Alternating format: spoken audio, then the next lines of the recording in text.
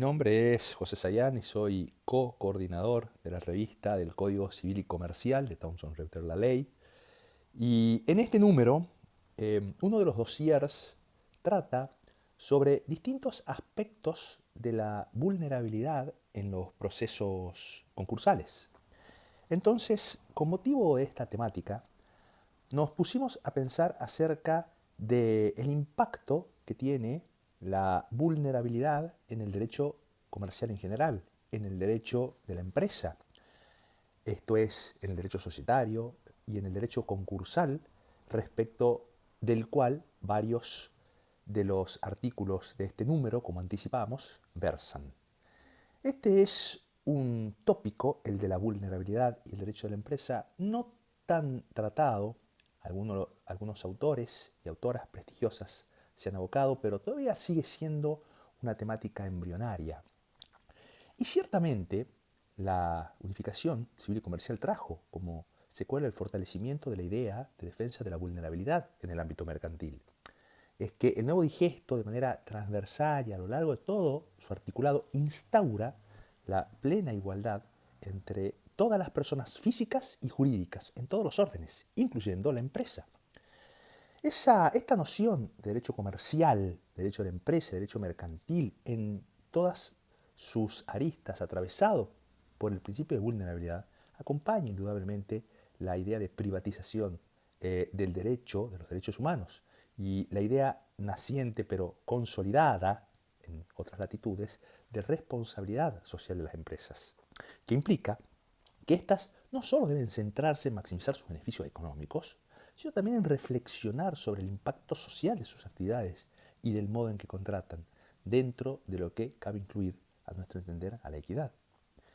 Ello comienza a verterse también infralegalmente. Por ejemplo, las conocidas resoluciones 34-2020 y 35-2020 de Inspección General de Justicia, disponían la forzosa integración en paridad de los órganos de administración y fiscalización correspondiente a cierta clase de organizaciones y sociedades comerciales. Inspección General de Justicia, a través de una resolución posterior, la 13 del año pasado, derogó aquellas, pero con esto había empezado un proceso de tomar en consideración la vulnerabilidad, en este caso de mujeres, en el ámbito societario. De hecho, tal revocación por parte de la resolución 13-2024 de IGJ ha sido considerada por cierta parte de la doctrina, Fernández-Andriani, por ejemplo, como una regresión, es decir, como una violación del principio de progresividad y no regresión, en la protección y promoción, en este caso, de los derechos de las mujeres. Nótese aquí la sugestiva intersección de una cuestión societaria, la tutela de la vulnerabilidad orientada al grupo de mujeres empresarias y el principio de progresividad y no regresión propia del derecho de los derechos humanos. Derecho societario, derecho constitucional y derecho de los derechos humanos superpuestos en una temática de índole mercantil. Se empiezan a registrar ciertamente fallos donde la perspectiva de los vulnerables, y en este caso puntual la de género como subtipo, viene cobrando fuerza, aproximándose al cambio de patrones culturales. Se registra ya en nuestra jurisprudencia diversos precedentes en este sentido, diversos precedentes que han intentado proteger en el ámbito societario el grupo vulnerable de mujeres. Y no solo se verifican casos de tutela de la vulnerabilidad de mujeres, sino de otros grupos subordinados o excluidos. Entonces, a esta altura cabe interrogarse si tal extensión de la igualdad, si esta noción de vulnerabilidad quebranta el derecho a la empresa. Creemos que no. La construcción de una dimensión constitucional de la tutela de los vulnerables también viene dada por la justificación por parte del constituyente de la razonabilidad de límites impuestos a otros derechos del sistema, vinculados a la libertad del mercado y muy especialmente a la cardinal libertad de empresa. La tutela de los vulnerables reviste carácter de regulación limitativa del derecho fundamental a la libertad de empresa. Bajo ese prisma, la libertad de empresa, aun cuanto derecho fundamental que incluso en nuestras latitudes no tiene la debida importancia que sí reviste, por ejemplo, en el viejo continente, tampoco tiene un sentido absoluto. Adolece de limitaciones desde muchos aspectos. entre ellos la defensa de los sectores más débiles, a nuestro entender.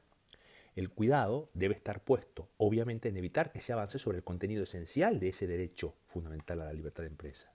En este sentido, hay precedentes del Tribunal Supremo Español, donde se ha debatido acerca de si la declaración de abusividad de una cláusula de un contrato, en ese caso era un contrato de seguro, arrastraría a la vulneración de la libertad de empresa.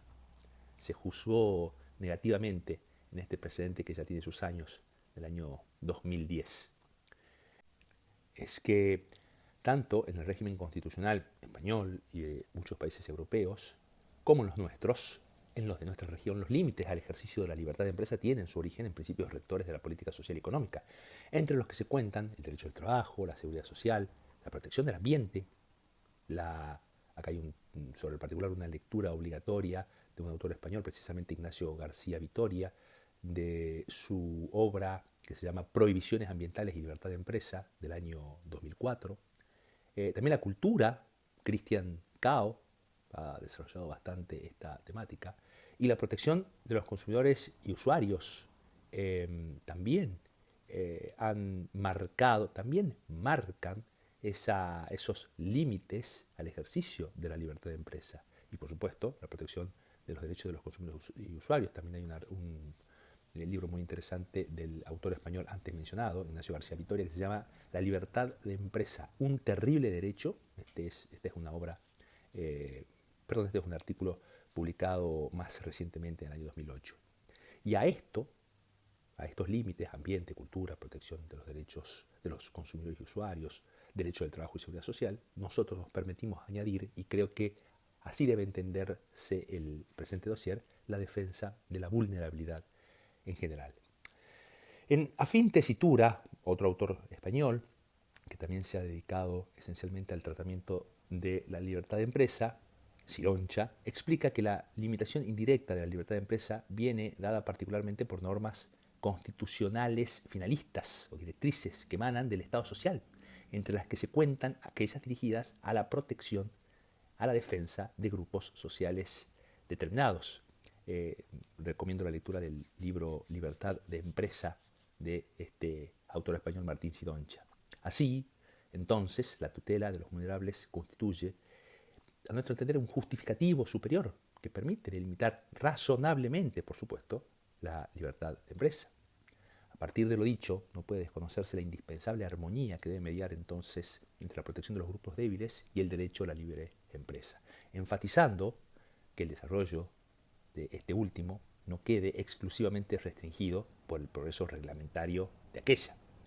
A su vez, los operadores deben ser cautelosos a efectos de evitar que este último razonamiento conduzca a un lineal antagonismo entre el derecho de los vulnerables y la libertad de mercado, con el peligro que ello pueda conducir a repudiables soluciones simplistas y extremas, que por ejemplo pregonen la necesidad de hacer primar sin más un bien sobre el otro. Ya han habido autores que se han expedido, a mi entender, incorrectamente de este modo. En rigor, pensamos corresponde procurar ecualizar los intereses en disputa para lograr un equilibrio normativo sistemático. Nada más, muchísimas gracias.